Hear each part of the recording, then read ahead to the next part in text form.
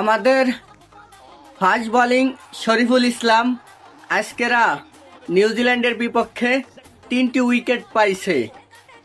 সেই সাথে সাথে তিনি টি-20 সিরিজের সেরা বোলিং হয়েছে, যার কারণে তিনাকে বাংলাদেশের ক্রিকেট বোর্ড বাংলাদেশে ইলেকট্রনিক মোটরসাইকেল, কারণ বিসিবি জানে বর্তমান বাংলাদেশে তেলের সংকট, যার কারণে ইলেকট্রিক্যাল বাইক গিফট করছে।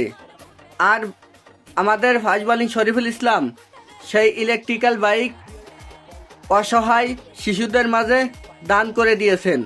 আসলে শরীফুল ইসলামের এই বিষয়গুলো দেখলে আমার অনেক ভালো লাগে, আর সে অনেক দয়াবান একজন মানুষ।